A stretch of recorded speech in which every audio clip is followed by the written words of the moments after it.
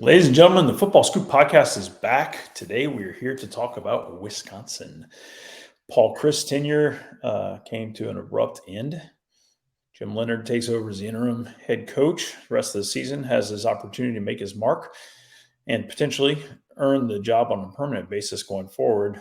Seems like there's a very real possibility of that, but there's also a possibility that the ship doesn't get righted just right. And the power brokers, powers that be, you can't not mention Barry Alvarez, still has sway there. Makes a decision to go somebody else. There's a lot of well-known guys who have been there, who are extremely well-known in the state and at the program, and could be players in this thing. Once again, joined by Zach Barnett, John Bryce, talk about the Wisconsin opening. Zach Barnett, give us lay of the land with Wisconsin. I mean, usually I try to do a good bit of research for this. Today, I didn't really feel like a whole lot was necessary because it's just, we all know what Wisconsin football is. It's a lot of dudes that have been eating corn and dairy and beef their entire lives, that they've spent 18 years training and eating to become Wisconsin linemen. They're blocking for a future NFL star running back. They play good defense. They wear a lot of red. They win 10 games a year, they go to Pasadena as often as anybody else. Like, that's been it for 30 years. And so I think the big question is Wisconsin going to decide, like, we had the right idea and just the wrong guy, or we have to, this brand of Wisconsin football has expired and now it's time to reimagine? Like, that, to me, that's what this whole thing boils down to. Does it feel like they pulled the plug awfully quick on Paul Chryst or no? I mean, you look at it, it's just like we were talking. I mean, we've all been kind of wondering, like, what's going on with Wisconsin. Have they peaked? Have they atrophied? And I wrote that this looked like rock bottom and losing to Illinois the way they did. But you go back 19, they're in the Rose Bowl. They lose to Justin Herbert. 2020, they go 4-3. You know, it's COVID. It is what it is. And then 2019, 9-4, 6-3. Tie for second in the Big Ten West, win the Las Vegas Bowl. So not a top 10 season of the last 20 years for Wisconsin, probably. But I can't imagine that when Paul Chryst was sitting down with his superiors after the season, that the conversation was anything like, you're 3 bad games away from getting fired. And that's here we are. They lose to Washington State by 3 points at home. They're drilled by Ohio State, drilled by Illinois. Coaching change. That's where we are. Yeah, I think that, and I tweeted this and we talked about it, all of us this morning and before we started recording today. I believe they're 15-12 in their last 27, dating back to the end of 19. And I think I noted that 8 of those 12 are by double digits. And then as we were preparing for this podcast, I went ahead and looked. They had a really close loss last year to Penn State early in the season. And if I'm not mistaken, they opened the 21 season, Wisconsin did, in the top 10, top 12. There was a lot of expectations on the Badgers last season. They had the close loss to Penn State, and then their 3 other losses last season were by a combined 59 points. So they were really non-competitive for the most part in 3 large double-digit losses. Now, you've had a close loss to a rebuilding Washington State squad that has a brand new quarterback that transferred in from the FCS division, a guy that Zach and I both really like, Cam. But that was a close game. Their other 2 losses have been absolute blowouts, and the Washington State game, just like Illinois, were home losses sandwiched around a really bad beatdown at Ohio State. They've lost 6 games since the start of last season. I believe they're now 11-7 over that time period, 6 games since that early loss to Penn State. So 11-7 in that time period, and 5 of those 7 losses are by 114 points. 5 of those 7 losses are completely non-competitive. You've got a 6-point loss to Penn State in that bridge, and you've got a 3-point loss to Washington State, when, by the way, you were heavily favored to win that game. And then the other 5 losses are just complete blowouts. And so it does feel like pulling the plug quickly. I had somebody ask me today, when did Wisconsin become Auburn? And I thought that was a pretty funny take because it does seem in some ways from afar like a knee-jerk reaction. But as we've talked on the pod this entire fall, there's been an identity crisis, in my opinion, at Wisconsin, and it's been really bland, boring football. I'll share with you guys. I reached out to a couple of agents yesterday, saying, what's the move here for Wisconsin? Why are they doing this now? And both of them came back saying it's a chance for Jim Leonhard to just see if, to prove it. He's got 7 games. Can he prove these guys rebound and play for him? And it's a totally different team, and he can run them the way Wisconsin wants to be run. If not, there's a couple of very well-known brand names out there, and maybe Wisconsin's making a move early, trying to get ahead of somebody else here. For Zach, should we cue it up and talk about a couple of potential guys here? Yeah, I think so. So before we go, while you touched on Jim Leonhard, before we start talking about people outside the program, I think we need to talk about these next 7 games and the opportunity Jim Leonhard has, and how are they going to judge him? So their next 7 games: at Northwestern, at Michigan State, home against Purdue, home against Maryland, at Iowa, at Nebraska, home against Minnesota. I mean, a generic Wisconsin team could win all 7 of those games. Should win all 7 of those. A good, normal Wisconsin team, right? Should. Yeah. Yes. The Wisconsin team we've seen so far, I don't know how many they win. The team that played Illinois on Saturday doesn't win a single one of those games. There's Northwestern and Michigan State. I mean, Nebraska's bad. I can't sit here and say Iowa is, I don't think they're a bad team. They're a bad offense. They're bad. Maryland, I don't think, is a bad team. Purdue's not a bad team. Minnesota's sure not a bad team. So what happens if he goes 4-3? What happens if he goes 3-4 and they lose some close games? To me, the interesting, if he's the favorite here and he's going to be judged on the 7 games, to me, 0-7, 7-0 are easy decisions. Where it gets gray and who's making that call? Is it Barry Alvarez? Is it the AD, Chris McIntosh? Mm-hmm. That's where it gets really interesting to me. Well, and also to the points we were just hammering on, and you make a great point. If they go winless, it's not happening. If they go undefeated, it almost certainly has to happen. But within that, what if they're 5-2 and those 2 losses are actually competitive losses, which again they've not had very many of the past couple of years. So if they're 5-2 and they lose a game by 3 points and another game on the road by 4 points, then I think Jim Leonhard gets a longer, harder look. Here's another thing that I would have to believe is factoring into all of this. Jim Leonhard has been almost hired away from Wisconsin, or tried to be hired away from Wisconsin a number of times in recent years from very high-profile programs. One right here in my backyard, Notre Dame, for starters. Notre Dame, after Marcus Freeman took the head coaching job, had Jim Leonhard very, very high on his list as the top defensive coordinator candidate. They had some conversations, made a strong run. Leonhard remained loyal to Wisconsin. He's remained loyal to Wisconsin again when there have been other Power 5 programs that absolutely offer more money than Wisconsin. So I do believe that this is making a move that they clearly deemed was going to be inevitable, making it now to give Leonhard a chance to put his stamp on the program.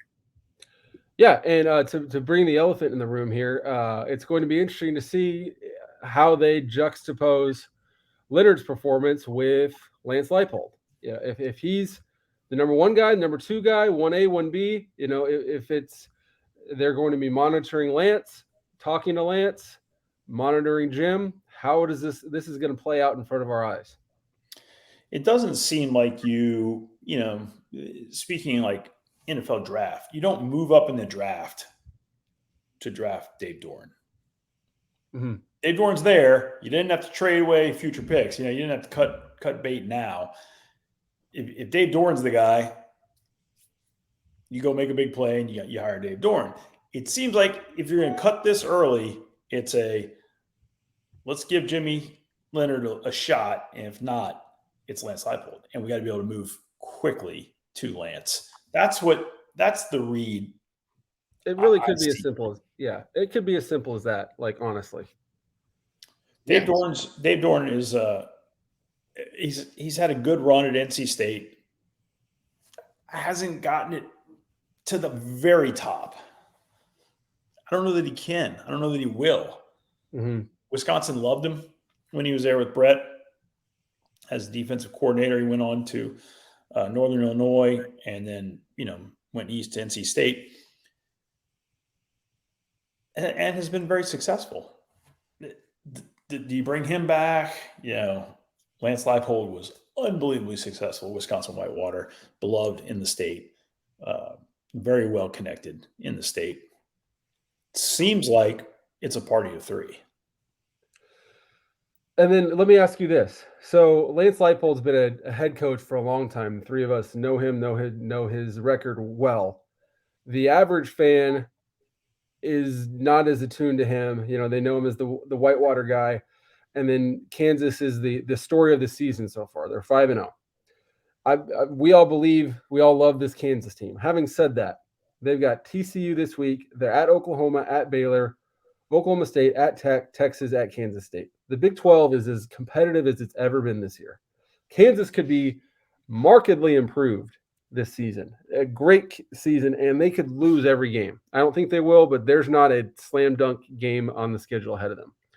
If they're 5-6 in late November and they've lost 6 straight, does that change? It doesn't change who Lance Leipold is as a coach. Does it change his trajectory, his Wisconsin's ability to sell him to the fan base?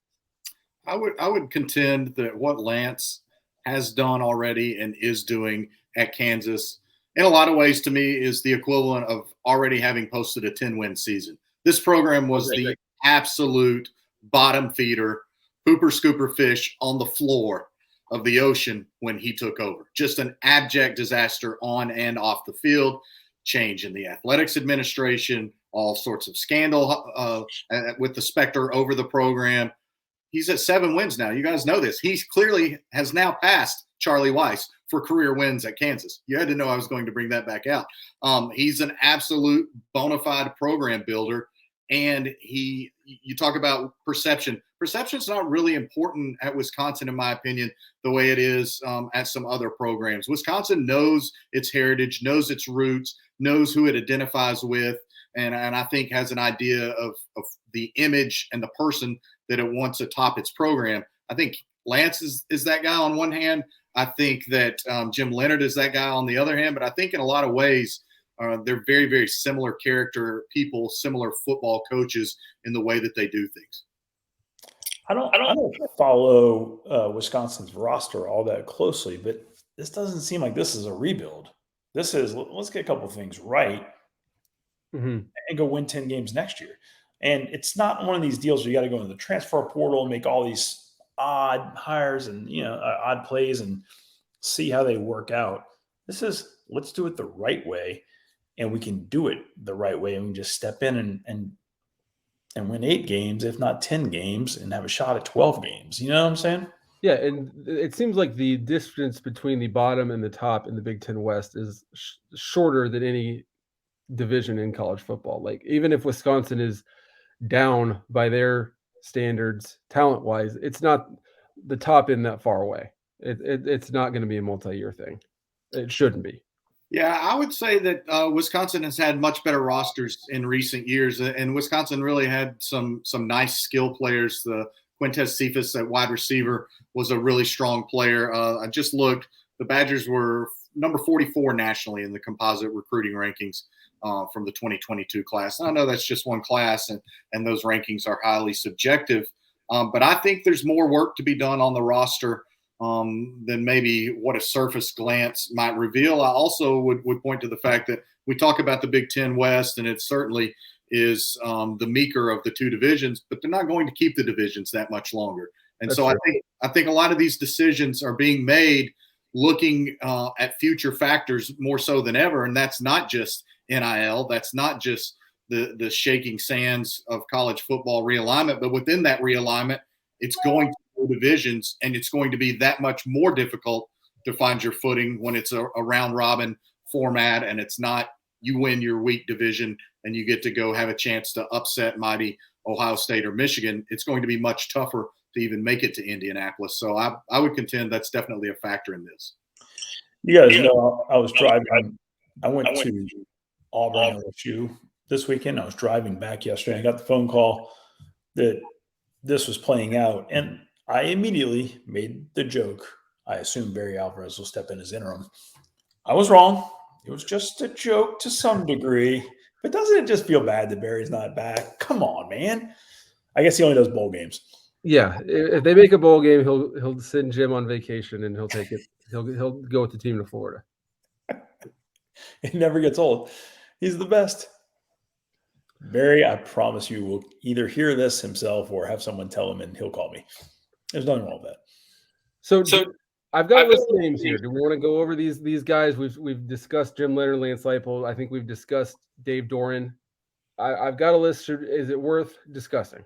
Yeah, let's hit some names off the list. Okay, so another former Wisconsin assistant, another Power 5 head coach, another guy named Dave. Would Dave Aranda leave Baylor for Wisconsin?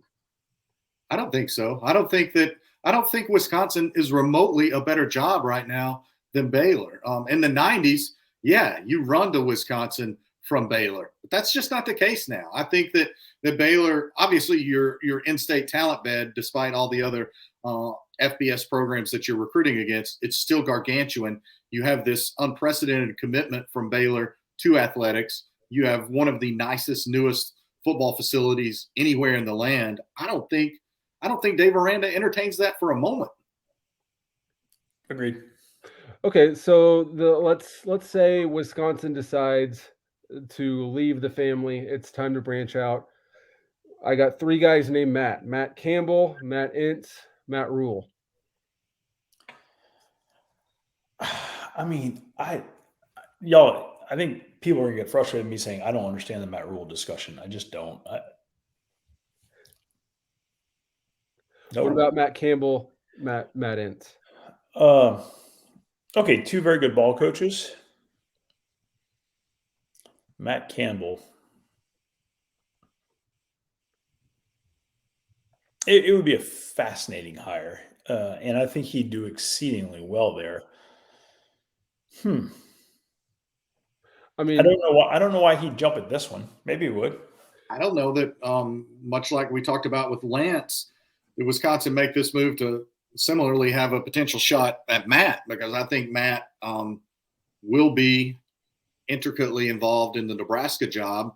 But if you're looking at Nebraska versus Wisconsin, you can make a pretty rational argument that Wisconsin's a better job right now. Mm-hmm. And I think that either of those jobs would be a better job than long-term than Kansas or Iowa State, just because you have to feel like Matt Campbell has hit his ceiling to a great extent at Iowa State, and you have to feel like Lance Leipold has a limited ceiling at Kansas. So I don't get the Matt Rule talk whatsoever. I don't think you can I still think Wisconsin's a really, really good job and a really attractive job and a really good program and a guy who is continuing to flounder in the NFL. I don't think you make a change from within the family to go get a guy that's getting quite literally beaten out of the NFL week after week. I just don't see it.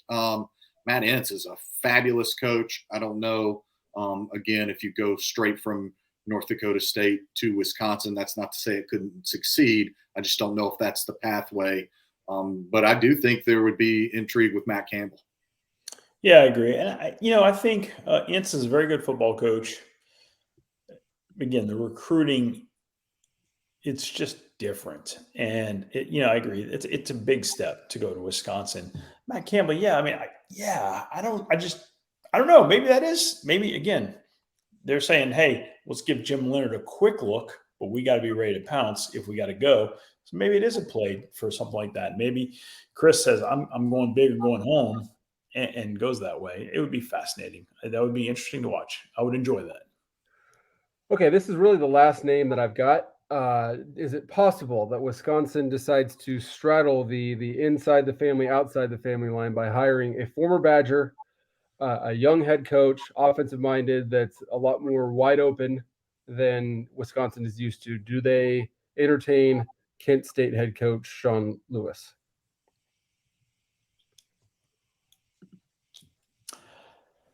Different trains of thought out there.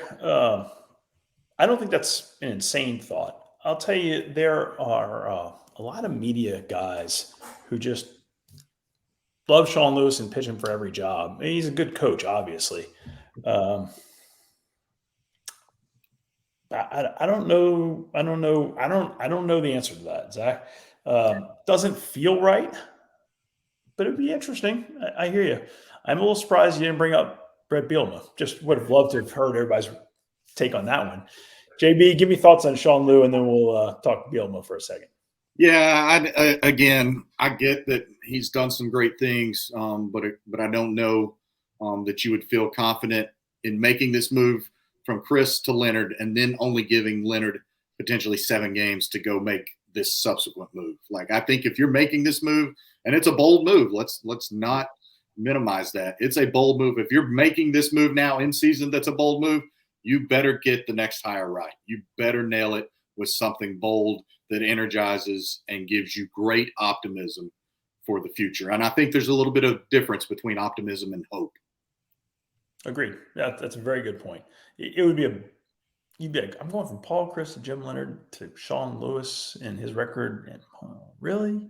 You'd open yourself up to a huge amount of second guessing. Correct. It comes with the territory, but it would seem like an odd move. So we want to talk about Brett. I mean, I think Brett Bielema would love to be approached by Wisconsin. Yes, you would. Are you kidding me? He would. That would be, to quote a great man, that would be borderline erotic in his mind, to be approached to return. I don't think the state of Wisconsin is big enough to house Barry Alvarez and Brett Bielema's egos. So I don't see any way Wisconsin humbles itself to approach him to return. But I think Brett Bielema would love to be approached. I can't remember, Zach. Who was it that they had defeated and run all over that prompted Bielema to say borderline erotic? I'd have to look it up. I don't remember. Yeah. I'm so glad we had this conversation. I couldn't put my horn on it, but it was right on the tip of my tongue. Oh, Sean Watson put up 59 yards and kept his job, but that's a conversation for another day. So, yeah, that some stoves are too hot to touch, but that would be fun. Yeah, that would be fun. Look, you could still win with Bielema's style of play in the Big Ten a little bit more easily than what he was trying to do at Arkansas. And again, you probably have a few more homegrown linemen at Wisconsin than what Bielema was able to do at Arkansas. So, yeah, it would be a captivating reunion without question. But to what you said, Zach, it's hard to think that there's enough humble pie on the store shelves to make that happen. Sure would be fun. Anyway, what I'm hoping is, will the next head coach at Wisconsin keep the statue of Barry Alvarez that's in the head coach's office? It's this little miniature statue of Barry it's just unbelievable. You're like, really? That's in here? I don't know. Bolted to the ground. You can't remove it with it's stuck. It's the entire part of the stadium in the coach's office. It's absolutely incredible. Like Kramer on Seinfeld. You can't move that. That's a load-bearing wall. It's probably got a microphone in it too. Barry's listening to everything. I would throw out like a couple more names just because as much as you guys have both done, I've continued to try to work the phone lines as much as possible. And Bronco really wants back in a number of different places. I would think Wisconsin would be a job that Bronco Mendenhall would absolutely entertain. The Bill O'Brien, because he won already in the Big Ten, and he's going to put together a good staff, whoever hires him next. I'm not saying that he's a fit for Wisconsin necessarily, but I don't think we can just completely ignore specifically those two. And I don't think that it would that they would go to the ranks of coordinators or assistants on either side of the ball. But I will point out Thomas Brown, who everybody I talk to is a rising young NFL hot commodity, assistant head coach of the Rams, just won a Super Bowl. He did spend a year at Wisconsin as their running backs coach in one of their most successful seasons of the past decade. And so depending on how thorough Wisconsin is, depending on how much it is already knowing what it's going to do versus how broad the candidate pool is, I think there's some additional guys out there that would find Wisconsin attractive and that Wisconsin could find attractive. There are a lot of people that will find this job attractive, no doubt about it. I think they'll probably hear of more interest than they even realized. That's what I suspect. But I think it all starts where we started this podcast. Let's see what Jim Leonhard does for the next couple of weeks. And you'll probably know it in 3 to 4. Biggest 3 to 4 weeks of his life. Yeah, it's a big deal. He'll be just fine no matter what. But Yeah. It is a great audition for the big stage. Yep. Ladies and gentlemen, it's Football Scoop Podcast. On Twitter, I am Football Scoop. John Bryce at John D. Bryce 1. Zach is at Zach_Barnett. These guys I affectionately refer to them as college football experts because they know more about college football than most humans in the world. Always a pleasure. Stay tuned to footballscoop.com and on the scoop. We're out.